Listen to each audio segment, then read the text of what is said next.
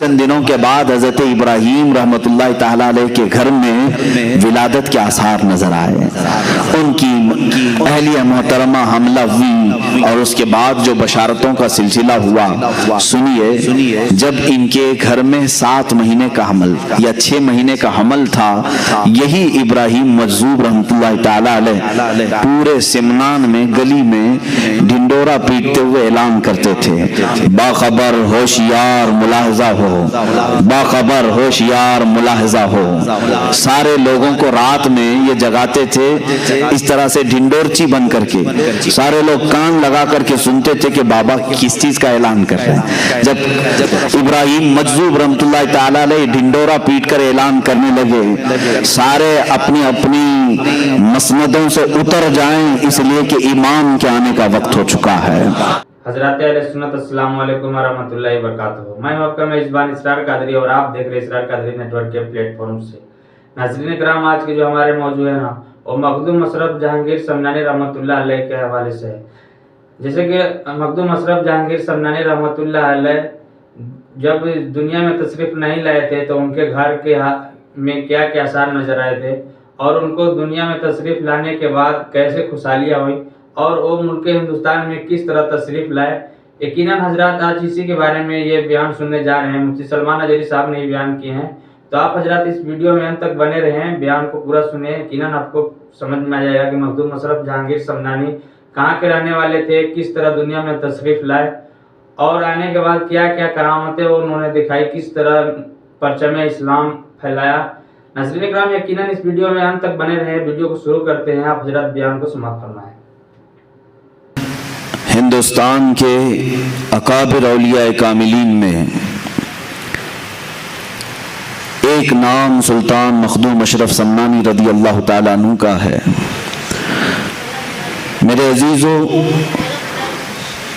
حضرت سیدنا مخدوم اشرف سمنانی رضی اللہ تعالیٰ عنہ کی بارگاہ میں ہم غلام آج خراج عقیدت پیش کرنے آئے ہیں، تو بڑے ادب کے ساتھ بیٹھو، بڑی توجہ کے ساتھ سنو. اس عظیم مرتبت شخصیت کا میں تذکرہ کر رہا ہوں جن کے متعلق اولیاء کاملین نے فرمایا پوری امت محمدیہ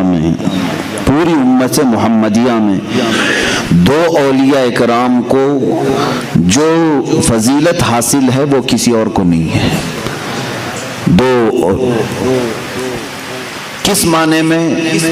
دوسرے اولیاء کاملین بڑی بڑی خصوصیات کے حامل ہیں، لیکن تارک السلطنت ہونے میں 2 اولیاء اکرام کا بڑا مقام ہے. ایک سیدنا ابراہیم بن ادھم رضی اللہ تعالیٰ عنہ، دوسرے حضرت مخدوم جہانگیر اشرف سمنانی رضی اللہ تعالیٰ عنہ.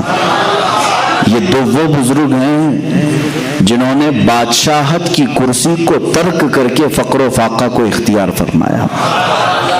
اس کو کہتے ہیں تارک السلطنت، سلطنت کو چھوڑ دینے والے. دنیا میں سب سے زیادہ دل پر غلبہ کرنے والی جو محبت ہے وہ کرسی کی محبت ہے، یہ اقتدار کی ہوس ہے. اسی لیے تصوف کے راستے پر چلنے والے ایک سالک کو سب سے پہلے صوفیہ اکرام اگر کسی بات کی تعلیم دیتے ہیں تو یہ فرماتے ہیں سب سے پہلے اپنے دل سے حب جاہ کو نکال دیں. حب جاہ کہتے ہیں کسی مقام کی خواہش رکھنا، کسی عہدے کی، کسی منصب کی خواہش رکھنا، یہ زہر بن جاتا ہے کبھی کبھار. اور اس عہدے کے لیے، منصب کے لیے، اس جاہ کے لیے بندہ کبھی کبھار اپنے اولاد کی قربانی دیتا ہے، کبھی کبھار اپنے دین اسلام کی بھی قربانی دیتا ہے، خداوند قدیر و جبار کو بھی چھوڑ دیتا ہے. یہ وہ حب جاہ ہے جو ایک مومن کے لیے زہر ہلاہل ہے، یہ قاتل ہے، اور اس کو ترک کرنا بھی آسان کام نہیں ہے.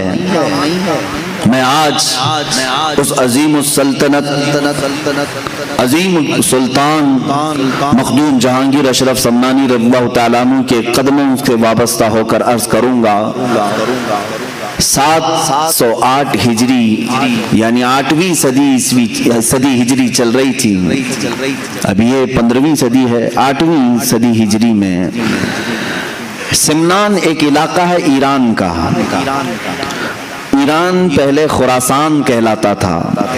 خراسان میں افغانستان کا کچھ حصہ، اب کے موجودہ رشیا کا بھی کچھ حصہ، رشیا نہیں اب وہ ٹکڑے ہو چکے ہیں سوویت یونین کے، اور ایران کا کچھ حصہ ملا کر خراسان کہلاتا تھا. خراسان کی حکومت کا جو دارالسلطنت ہوا کرتا تھا وہ سمنان ہے، کیپٹل سٹی. اور سمنان کی جو حکومت تھی اس کا خاصہ یہ تھا، اس کی اسپیشلٹی یہ تھی کہ یہ حکومت ہمیشہ سادات کی بارگاہ میں ہوا کرتی تھی. آل رسول اس تخت پر بیٹھتے تھے. سمنان کی حکومت کو سنبھالنے والے سادات ہوا کرتے تھے، بادشاہ بھی سادات میں سے تھے. حضرت سیدنا ابراہیم نور بخشی رضی اللہ تعالیٰ عنہ جو مخدوم اشرف سمنانی رضی اللہ تعالیٰ عنہ کے والد ہیں، یہ سلطنت پر بیٹھے ہوئے کافی عرصہ گزار چکے تھے. ان کے گھر میں 3 بچیاں تھیں، 3 لڑکیاں تھیں، لیکن فرزند نہیں تھا، کوئی نرینہ ولد بیٹا نہیں تھا. تو کبھی کبھار مایوس رہتے تھے کہ کیا یہاں سے یہ سلطنت کا نظام جو سادات کے گھر میں چل رہا ہے ختم ہو جائے گا. آپ کی جو زوجہ محترمہ تھیں حضرت خدیجہ رضی اللہ تعالی عنہ، وہ ایک ایسی پرہیزگار خاتون تھیں کہ ان کی زندگی میں تہجد قضا نہیں ہوئی. حضرت ابراہیم کی زوجہ حضرت خدیجہ، ان کو رابعہ ثانیہ کہا جاتا تھا. اپنے زمانے کی یہ دوسری رابعہ ہے. یہ بھی ملول رہتی تھی، غمگین رہتی تھی. 3 لڑکیاں ہونے کے بعد تقریباً 8 سال کا عرصہ گزر چکا تھا. رات کو تہجد کے وقت اٹھیں اور بارگاہ صمد میں رب ذوالجلال کی بارگاہ میں روتے روتے پھوٹ کر رونے لگ گئیں. دعا کرتے کرتے رو پڑی اس طرح سے کہ اے رب ذوالجلال، تیرے دربار میں آج ہاتھ پھیلائی ہوں، میرے گھر کوئی اب وارث نہیں. اور یہ پڑھنے لگی ربی لا تذرنی فردن وانت خیر الوارثین، ایک نبی کی دعا ہے. اور پھر اپنے آپ پر یہ ملامت کے طور پر کہنے لگی کہ تو بھی کیسی خاتون ہے کہ رب تبارک و تعالیٰ کی منشا اور اس کی مرضی میں خلل کیسے ڈال سکتی ہے. اس سے وہ چیز کیوں سوال کرے جو تیرے حق میں نہ ہو. اگر میری قسمت میں نہ ہو تو اسے جھنجھوڑنا کیوں. اخیر میں یہ کہتے ہوئے سو گئیں کہ اے مولا، تیری منشا اور تیری رضا پر میں مکمل راضی ہوں. رات کو سوئیں تو خواب میں انہی کے سلسلے کے ایک بزرگ نے احمد یسوعی رضی اللہ تعالیٰ عنہ تشریف لائے اور کہا اے میری بیٹی گھبراتی کیوں ہے؟ اللہ تبارک و تعالیٰ نے مجھے بھیجا ہے تجھے بشارت دینے کے لیے کہ تیری گود میں عنقریب ایک مہتاب ولایت چمکے گا، ولایت کا چاند چمکے گا، اور ایک نہیں اللہ تجھے 2 عطا فرمائے گا. وہ صبح اٹھی تو اپنے شوہر کو خواب بیان کرنے لگی. میں نے ایک بزرگ کو خواب میں دیکھا، سلسلے کے بزرگ تھے، انہوں نے اس طرح کی بشارت دی ہے. حضرت ابراہیم رحمۃ اللہ تعالی علیہ فرمانے لگے ہماری عمر کافی ہو چکی ہے، اولاد کا کوئی اس طرح سے سلسلہ نظر نہیں آتا. بہرحال شام کا وقت تھا. یہ عالی شان محل ہے سلطان کا، سمنان کی بادشاہت کا محل ہے جس میں بادشاہ اور ملکہ دونوں اپنے محل کے خصوصی حجرے میں ہیں. اچانک دیکھا حجرے کے کمرے کے باہر ایک مجذوب بزرگ، ان کا نام بھی ابراہیم تھا، وہ تشریف لائے ہیں. انہیں سارا علاقہ جانتا تھا یہ مجذوب ولی ہیں، یہ پل میں ادھر ہوتے ہیں پل میں ادھر ہوتے ہیں، کہیں غائب ہو جاتے ہیں. اپنے اچانک حضرت ابراہیم کو دیکھا تو سلطان ابراہیم چونک گئے. کہا میرے محل میں آنے کے لیے سپاہی پہرے دار ہوتے ہیں، وزیر کھڑے ہوتے ہیں، آپ تشریف لائے. سپاہیوں کی جیسی نظر مجذوب بزرگ پر پڑی تو وہ کپ کپانے لگے کہ سارے دروازے بند ہیں، ساری فصیلوں پر پہرے دار ہیں، ہمیں کسی کو نہیں معلوم کہ یہ آئے کہاں سے ہیں. حضرت ابراہیم مجذوب نے کہا یہ سب چھوڑو، کہاں سے آئے ہیں ان سے पूछा है इब्राहिम तो अपनी बीवी के साथ इस बात का गम मना रहा है कि तुझे कोई बेटा नहीं है, तुझे कोई बेटा नहीं है। ये मजलूबों की बात तो सुने। कहते हैं क्या मेरे साथ एक सौदा करेगा?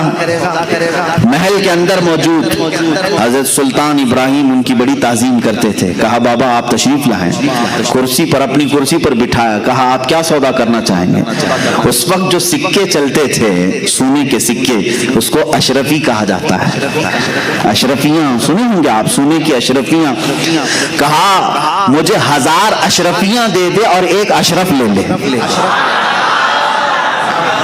उस मजलूब बुजुर्ग ने क्या कहा? मुझे 1000 अशरफियां दे दे, बदले में एक अशरफ ले ले। उन्होंने फौरन थैला पेश कर दिया। कहा कि हुजूर कबूल फरमा लें। वो लिए और गायब हो गए, उस महल से गायब हो गए। मजलूबों की कैफियत ऐसी ही हुआ करती हैं। वो हालत जज्ब में आते हैं, कभी किसी से आम गुफ्तगू करते हैं, कभी किसी से मारिफत के बहुत अलग अंदाज की बातें करते हैं। गायब हुए चंद दिनों के बाद हजरत इब्राहिम रहमतुल्लाह ताला अलैह के घर में विलादत के आसार नजर आए। उनकी अहलिया मोहतरमा हमला हुई और उसके बाद जो बशारतों का सिलसिला हुआ, सुनिए। जब इनके घर में 7 महीने का हमल या 6 महीने का हमल था, यही इब्राहिम मजजूब रहमतुल्लाह ताला अलैह पूरे सिमनान में गली में ढिंडोरा पीटते हुए ऐलान करते थे, बाखबर होशियार मुलाहजा हो, बाखबर होशियार मुलाहजा हो। सारे लोगों को रात में ये जगाते थे इस तरह से ढिंडोरची बन करके। सारे लोग कान लगा करके सुनते थे कि बाबा किस चीज का ऐलान कर रहे हैं। जब इस तरह के ऐलानात होते तो बादशाह की तरफ से होते थे। इब्राहिम मजजूब रहमतुल्लाह ताला अलैह ढिंडोरा पीट कर ऐलान करने लगे, सारे अपनी अपनी मसनदों से उतर जाएं, इसलिए कि इमाम के आने का वक्त हो चुका है। सारे अपने अपने कुर्सियों से उतर जाएं कि अल्लाह रब्बुल इज्जत की तरफ से महताबे विलायत के आने का वक्त है। 3 महीने पहले वो इस तरह का ऐलान करते रहे। 3 महीने के बाद लोगों ने देखा हजरत सैयद इब्राहिम रहमतुल्लाह ताला अलैह के घर बेटे की विलादत हुई और ख्वाब में जो उनके बुजुर्गों ने बशारत दी थी, उस बशारत के एतबार से आपका नाम अशरफ रखा गया। यही मखदूम अशरफ सम्मानी रज़ियल्लाहु ताला अन्हु की विलादत पाक का मैंने तज़किरा किया है। बड़ी बशारतों के साथ आप दुनिया में तशरीफ लाए हैं। आपका नाम अशरफ था, सिर्फ अशरफ। और उस जगह इन्होंने आंखें खोली हैं जहां माँ को हमेशा तिलावत कुरान करते देखा, बाप को मेहराब इबादत में देखा। जब आप 4 साल के करीब के हुए, आपको हजरत इमादुद्दीन तबरेजी रहमतुल्लाह ताला अलैह बड़े वक्त के आलिम दीन थे, उनकी बारगाह में तालीम के लिए रखा गया। वह तालीक मुकर्रर हुए बादशाह के साहबजादे की तालीम के लिए। 4 साल 4 महीने 4 दिन में ये कुरान पाक जो शुरू करते हैं, 1 साल में मुकम्मल हाफिज कुरान बन चुके थे। 5.5 साल की उम्र हो रही थी जब हजरत मखदूम अशरफ सम्मानी रज़ियल्लाहु ताला अन्हु हाफिज कुरान हो चुके थे। 7 साल की उम्र थी उस वक्त। पूरी दुनिया में जो मशहूर क़िरातें हैं, 7 क़िरातों से कुरान पढ़ा जाता है, जिसको क़िरात सबा कहते हैं। आम लोग अब वो समझ भी नहीं पाएंगे कि क़िरात सबा है क्या चीज, इसलिए कि ये इल्म उठता जा रहा है। 7 क़िरातों के जानने वाले अब उलमा भी कम हो गए हैं। यानी कुरान 7 तरीकों पर नाजिल हुआ है। 7 कुर्रा इमाम हैं कुरान के और उनके रावी हैं पूरी दुनिया में। हम जो क़िरात आज पढ़ रहे हैं हिंदुस्तान में, ये क़िरात इमाम आसिम कूफी रज़ियल्लाहु ताला अन्हु की है। हमारे इमाम क़िरात में कौन है? इमाम आसिम कूफी हैं। उनसे रिवायत किया है उनके शागिर्द ने हजरत इमाम हफ्स रहमतुल्लाह ताला अलैह। जो आज हम क़िरात पढ़ रहे हैं कुरान को, अल्हम्दुलिल्लाह रब्बिल आलमीन अर्रहमानिर रहीम मालिकी यौमिद्दीन, ये जो तरीका है ये क़िरात इमाम आसिम कूफी का है।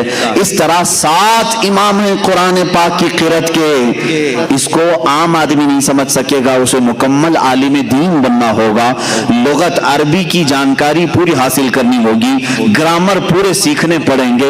अलिफ कब आता है, जबर कब आता है, जेर कब आता है, पेश कब आता है, किन दो हरफों को मिलाया जाता है, किसको साइलेंट किया जाता है, ये पूरे ग्रामर सीखने के बाद ये किरातों का इल्म हासिल कर सकते हैं। कुर्बान जाओ मखदूम जहांगीर सम्मानी रज़ी अल्लाह ताला अन्हु की उम्र पाक 7 साल की है और 7 किरातों के साथ आप हाफिज कुरान हो चुके थे, हाफिज कुरान हो चुके थे।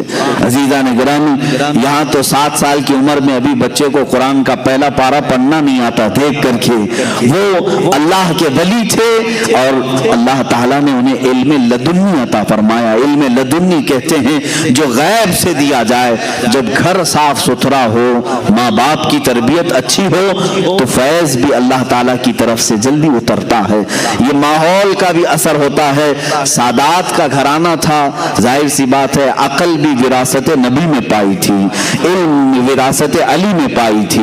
हजरत मखदूम अशरफ सम्मानी रज़ियल्लाहु ताला अन्हु 14 साल की उम्र के हो रहे थे, 7 साल में हाफिज कुरान हुए। 14 साल की उम्र में जितने उलूम मुतदावला उस वक्त थे, माकूलात, मनकूलात, मंतिक, फलसफा, ज़जर, सारी चीजें, इल्म मुनाजरा, इल्म मुकाबला, इल्म तसव्वुफ, इल्म फ़िक़्ह, इल्म तफसीर, इल्म उसूल हदीस, इल्म हदीस, ये तमाम उलूम मुतदावला से फारिग होकर आप 14 साल की उम्र में मुफ्ती कामिल बन चुके थे।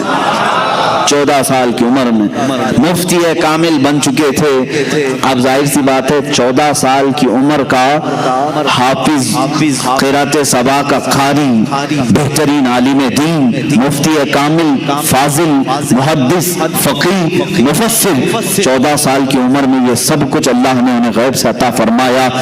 लेकिन उस वक्त के उलमा का कहना ये है, मखदूम अशरफ सम्मानी रज़ियल्लाहु ताला अन्हु मदरसे से निकलते थे। जाहिर सी बात है उलमा का एक अंदाज अलग होता है, इल्म जब आए तो उसका अंदाज अलग होता है। तो मौलाना कहते हैं ना, अब जो इल्म दीन हासिल किया है उसे क्या कहते हैं, मौलाना। तो उस जमाने के उलमा कहते हैं अक्सर हमने अशरफ को मौलाना अशरफ कम देखा, फकीर अशरफ ज्यादा देखा।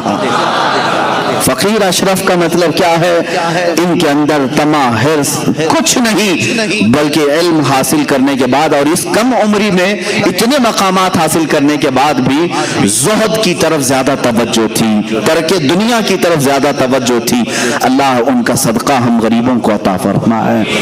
हुब्बे माल, हुब्बे जाह, हुब्बे दुनिया, ये ऐसी गलाजतें मेरे अजीजों के मोमिनीन को तबाह कर डालती हैं। मखदूम अशरफ सम्मानी रज़ियल्लाहु ताला 14 साल की उम्र में किन किन उलूम से आप बहरामंद हो चुके थे, हाफिज, कारी कुरान, वो भी 7 क़िरातों के इमाम, आलिम दीन, फाजिल दीन, मुफ्ती कामिल, मुफस्सिर, फ़क़ीह, मुहद्दिस, ये सब होने के बाद 15वें साल की आपकी उम्र मुबारक थी। मैं शुरू से चल रहा हूँ आपकी सीरत तैयबा पर।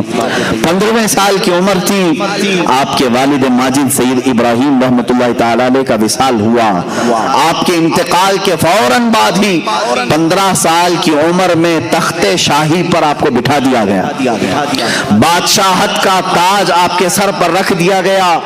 किसी ने ये नहीं कहा कि 15 साल का बच्चा क्या बादशाह बनेगा, बल्कि उस वक्त के जितने सरवर थे, बड़े बड़े कजकुलाह थे, सबों ने अपने सर झुका लिए, इसलिए कि मखदूम अशरफ सम्मानी रज़ियल्लाहु ताला 15 साल की उम्र में जब कुर्सी शहंशाहियत पर जलवाबार हुए तो आपके फैसलों को देख करके लोग अश अश कर जाते थे। आपके अहकामात को देख करके ऐसा लगता था जैसे कोई 80 साल का तजुर्बाकार बादशाह इस कुर्सी पर बैठा हुआ है। 15 साल की उम्र में बादशाहत आपके कंधों पर आ चुकी थी, लेकिन इस बादशाहत को आपने सिरे से इनकार ही नहीं किया, खत्म ही नहीं किया, बल्कि उसको संभाला। कितने साल, 10 साल तक तक उस अदल की कुर्सी पर आप कायम रहे और पूरे सिमनान को अदल इंसाफ से भर दिया। पूरी दुनिया में उस वक्त सिमनान का सिक्का चलने लगा और हर कोई ये कहता था कि और तो और बादशाह बैठते हैं कुर्सियों पर, लेकिन सिमनान की कुर्सी ऐसी है जिस पर नाइब रसूल और आले रसूल बैठा हुआ है। ये कुर्सी सिमनान की कुर्सी की खुसूसियत थी, रसूलुल्लाह का बेटा बैठा है और रसूलुल्लाह का नायब बनकर बैठा है।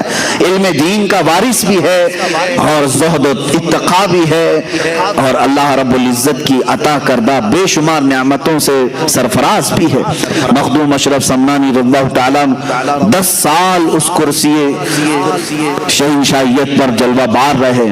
उसके बाद मामलात ऐसे थे कि इस बादशाहत की कुर्सी पर रहते हुए भी आपका दिल रात के वक्त मुसल्ले की तरफ लगा रहता।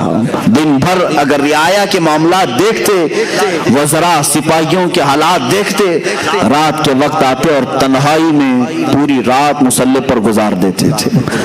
रात का एक मुख्तसर हिस्सा आप सोने के लिए रखते, बल्कि 1/3 हिस्सा मुकम्मल इबादत इलाही के लिए आपने वक्त किया था। है कोई आज का थोड़े से पैसे जिसके पास आए वो खड़ा होकर के दिखाए रात को? ये बादशाहत जिसके पास है वो सारी सल्तनत का भार उनके कंधों पर होता है, पूरी रियाया का बोझ उनके कंधों पर होता है। ये सब चीजें रखने के बावजूद मखदूम अशरफ समनानी रज़ियल्लाहु ताला अन्हु की जिंदगी में कभी आप ये नहीं पाओगे कि इन्होंने रियाया की खिदमत करते करते कभी अपने रब की नाफरमानी कर दी हो या अपने रब तबारक व तआला की इबादतों में कमी की हो। कभी नहीं। दिल उसमें लगा ही रहता। और आज के हालात के एतबार से मैं आपको बताऊं, गुरबा और मसाकीन का इबादत करना तो ठीक है, इसीलिए मस्जिदों की सफ़ों में ज्यादा तौर पर गुरबा नजर आते हैं। गरीबी अच्छी भी है और कभी कभार गरीबी ये जहमत बन जाती है अगर ये कुफ्र की तरफ ले जाए। अल्लाह तबारक व तआला इतना दुनिया में रखे कि इज्जत के साथ हलाल खाएं और हलाल के साथ हमारा खात्मा हो। ये जिंदगी अच्छी है। लेकिन जानते हैं जिनके पास पैसों की चर्बी आई, ये चर्बी इतनी मोटी हो जाती है कि इनको नमाजें भारी पड़ती हैं, रात का गुजारना तो दूर की बात है। आओ मैं एक तरफ इस बादशाह आजम का जिक्र करूं जो समनान की कुर्सी पर फायज है और एक तरफ वो जिसको दुनिया की एक छोटी सी कुर्सी दी गई। जैसे ही इसको नेता की कुर्सी मिली, सबसे पहला काम जो होगा वो ये होगा कि अपने पैसों का अंबार उन लुटेरों पर खर्चा करे, शराब के लिए, जुए के लिए, और अड्डे सजाए जाएं रात भर। आज तकरीबन नेताओं के हालात इस तरह के हैं, मैं सबकी बात नहीं करता, अक्सर और बेशतर अपना प्राइवेट एक हाउस बनाते हैं फार्म हाउस के नाम पर, या फिर कहीं क्लब होगा जहां पर ये रात भर अपने पैसों का इसराफ करते रहेंगे। कुर्सी इसीलिए इन्होंने हासिल की कि रातों को अय्याशी की जाए, और समनान की कुर्सी इसलिए हासिल की गई थी कि मुसल्ले पर दिल की लज्जतें हासिल की जाए, अपने रब की बारगाह में लज्जतें हासिल की जाए। मेरे अजीजों, दुनिया जिसके पास आई उनमें से बहुत कम ऐसे लोग हैं जो इम्तिहान में कामयाब हो जाते हैं, वरना अक्सर को इस दुनिया ने, इस दौलत ने रब तबारक व तआला से दूर कर दिया है। हमने तारीख में ये बात भी पढ़ी, बारगाह रसूल करीम सल्लल्लाहु तआला अलैहि वसल्लम में एक शख्स हाजिर हुआ, उसने कहा गरीबी इतनी है कि पहनने को कपड़े नहीं होते। हुजूर ने फरमाया सब्र कर, तेरे लिए इसमें अच्छाई है। बार बार उसने दुआ की, दरखास्त की। अल्लाह के हबीब सल्लल्लाहु अलैहि वसल्लम ने एक बकरी दी और कहा जा इसमें अल्लाह तुझे बरकत दे। उस बकरी में इतनी बरकत हुई कि बच्चे बकरी के बढ़ते गए।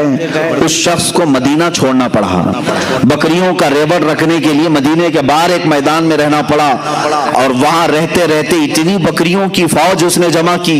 हुजूर अकरम सल्लल्लाहु तआला अलैहि वसल्लम ने साल में ज़कात तलब करने के लिए अपने आमिलीन को भेजा। कहा अल्लाह रब्बुल इज्जत का हुक्म है जिसके पास 100 बकरियां हो उसमें से 5 बकरियां ज़कात में निकाली जाएं। जब उस शख्स के पास आए आमिलीन ज़कात, तो हिसाब लगाया गया तो कई 100 बकरियां सिर्फ ज़कात में जा रही थी।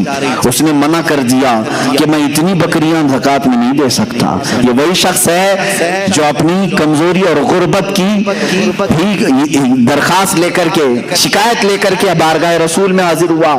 उसके کے بعد صدیق اکبر رضی اللہ تعالیٰ عنہ کے زمانے میں بھی اس شخص نے زکوٰۃ نہیں دی، یہاں تک کہ روایات میں یہ ملتا ہے حضرت عمر فاروق رضی اللہ تعالیٰ عنہ کے زمانے میں ایک طوفان ایسا آیا کہ اس کی ساری بکریاں مر گئیں، پورا کا پورا ختم ہو گیا، اور یہ جیسا تھا ویسے ہی ہوا، اور نفاق کفر کی حالت میں اس کی موت ہو گئی۔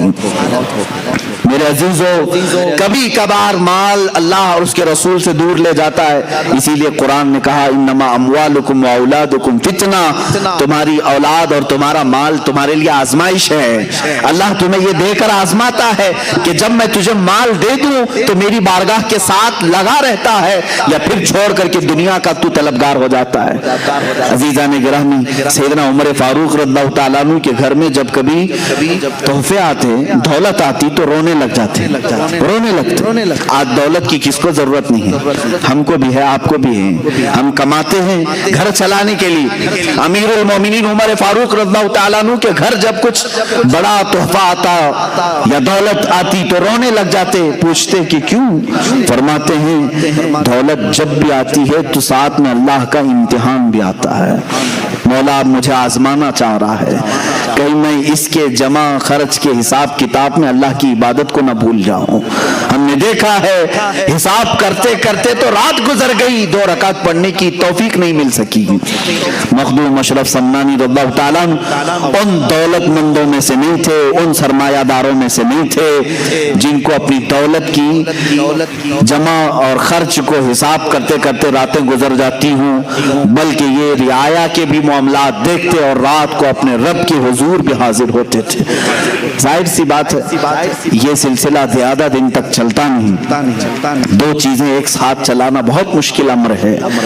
حضرت خضر علیہ السلام سے آپ کی ملاقات ہوئی، سیدنا خضر علیہ السلام سے ایک دن ملاقات ہوئی، انہوں نے آپ کو اویسی اشغال کی اجازت دی۔ اویسی ایک سلسلہ ہے، حضرت خواجہ اویس قرنی رضی اللہ تعالیٰ عنہ کے معمولات اور ان کے وظائف اس سلسلے میں دیے جاتے ہیں، اجازت بھی آج بھی اس کی دی جاتی ہیں۔ ویسی اشغال کی اجازتیں دیں اور کہا ایک اسم اعظم کا ذکر کرنا لیکن زبان نہ ہلانا۔ حضرت خضر علیہ السلام نے اس کی مشق کرائی، کس کو؟ مخدوم اشرف سمنانی رضی اللہ تعالیٰ عنہ۔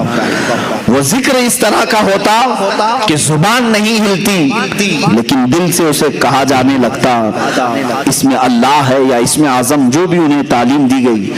ایک وقت ایسا آیا کہ اس کی مشق کے بعد آپ جہاں بیٹھتے مخدوم اشرف سمنانی رضی اللہ تعالیٰ عنہ، آپ کی زبان بند ہوتی، دل سے وہ ذکر کی آواز آنے لگتی تھی، جو لوگ قریب ہوتے وہ سنتے تھے۔ یہ پاس انفاس اس کو کہتے ہیں، سانسوں کو روک لینا، یہ بھی اس میں تعلیم دی جاتی۔ چند دنوں کے بعد جب ذکر کی لذت کسی کو ملنے لگ جاتی ہے تو پھر دنیاوی تمام تر ثمرات میں اس کا کوئی دل نہیں لگتا۔ آخر وہ دن بھی آیا جب آپ کو اس بادشاہت سے اور اس کرسی سے میلان ہٹتا گیا اور اس کی طرف سے آپ دور ہونے کی کوشش مسلسل کرتے رہے۔ اپنی والدہ ماجدہ کے پاس حاضر ہوئے، کہا بس ہو گیا، میں نے 10 سال اس سلطنت کو چلایا، کہیں پر بھی میں نے اللہ اور اس کے رسول کی نافرمانی نہیں کی، عدل سے میں نے پورے سمنان کو بھر دیا۔ اب میں چاہتا ہوں کہ میری بقیہ زندگی اللہ کے حضور میں فقر کے ساتھ گزاروں، فقر کے ساتھ گزاروں، زہد کے ساتھ گزاروں۔ ماں نے اجازت دی۔ حضرت مخدوم اشرف سمنانی رضی اللہ تعالیٰ عنہ جیسی ماں سے گفتگو کرتے دوسرے ہی دن رعایا کو طلب کیا، سارے سپاہیوں وزیروں کو، اور سلطنت کا یہ پورا مجمع جب جمع ہوا تو آپ نے علل اعلان اپنا تاج نکال کر اپنے چھوٹے بھائی حضرت سید محمد عارف رحمت اللہ تعالیٰ علیہ کو پہنایا اور کہا میرے بعد اس تخت کے جانشین یہ ہیں۔ ان کے چھوٹے بھائی تھے، آپ کا نام اشرف تھا، ان کا نام عارف تھا۔ حضرت سلطان سید محمد عارف رحمت اللہ تعالیٰ علیہ کو پہنایا اور اسی وقت رخت سفر باندھا کہ میں اب سفر کے لیے نکل چلتا ہوں۔ کہاں جائیں گے؟